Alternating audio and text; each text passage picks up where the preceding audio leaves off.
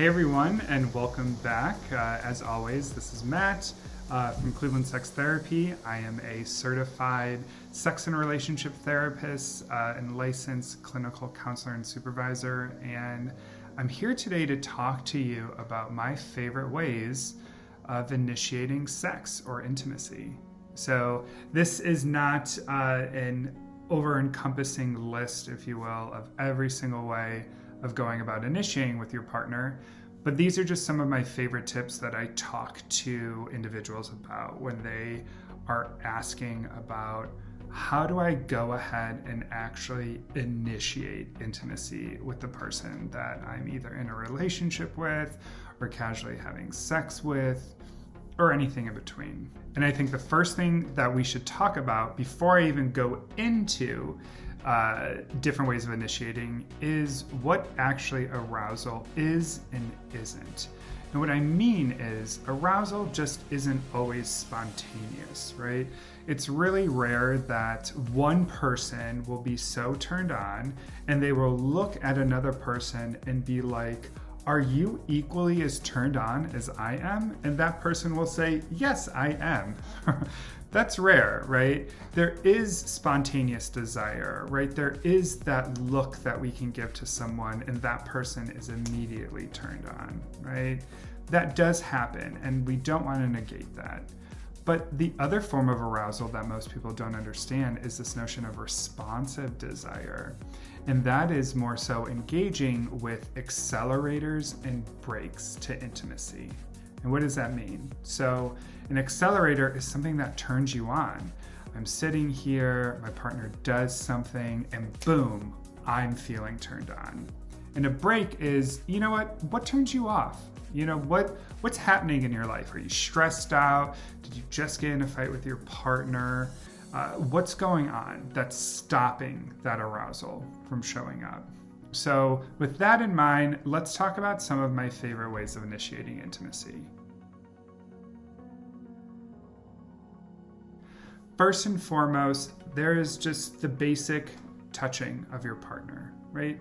So once you get consent, touching, rubbing, engaging with your partner in some way, right? You can touch some erogenous zones, you can just start rubbing shoulders, you can rub their leg, any sort of way of indicating that you're in the mood and you're looking to engage with that person.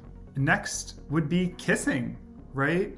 A good way of initiating intimacy would be to start kissing your partner in different parts of their body, their arms, their neck, right? Moving around. If this is an accelerator for your partner, then this could be a huge turn on. One tip that I have is what we call a warm hello and a warm goodbye. More specifically, when it comes to initiating, we would want to use a warm hello. And what that means is going up to your partner, initiating a hug, and then just starting to kiss and starting to make out, right? From there, who knows what could happen, but it's a good way to start the process. Next one, spooning, cuddling, right? Getting in a real intimate position with your partner. That could be a good way of initiating intimacy.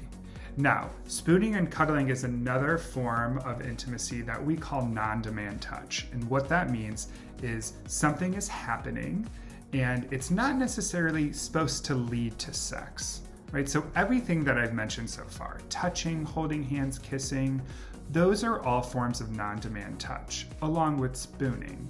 And so again, this doesn't necessarily have to lead to sex, but it's also a great way of initiating. Next, one that I like to recommend to everyone in a relationship or just in general is an intimacy game. Playing with dice, right? Engaging in naked twister. Still haven't met anyone who's done that yet. So if you have, comment down below. Or intimacy Jenga, right? Just ways of engaging and mixing things up. That is a good way for another person to be like, okay, I can find myself getting aroused in this moment. Next, and a big one that gets a lot of hate would be scheduling sex. Scheduling intimacy is a great way of engaging with it, right? And it's also a simple way of initiating it because you both know that you're gonna have sex. Now, a big criticism of scheduling sex is that, oh, it's not spontaneous. I only like spontaneous sex, right? Scheduling can be spontaneous. And what I mean by that is I can have intimacy scheduled with my partner for 8 p.m. on a Saturday night, but when I show up at 8 p.m., it's not going to be like the sex we had before. I'm going to add in something different and I'm going to be spontaneous. So yeah, spontaneity can happen in scheduled intimacy. And last but not least, just simply asking your partner, right? Some people just look at their partner and say, you know what, I'm really turned on right now. Do you want to have sex? And that could be enough. But that involves vulnerability. All of this at the end of the day involves vulnerability. So if you can be vulnerable with your partner, have trust, have honesty and open communication, it's going to help and it's going to go a long way. Oh, one last thing. Remember, a rejection is simply the individual holding up a boundary for themselves, right? If you're feeling rejected by your partner, have a conversation. Hey, when you said no to me about having sex, I felt really rejected by that. Allow your partner to step up and say, no, it had nothing to do with you. I just had a stomach ache and I just didn't feel like I could be intimate.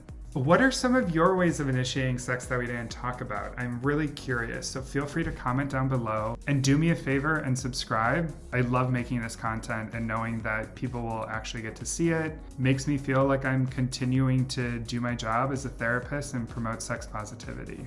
Until next time.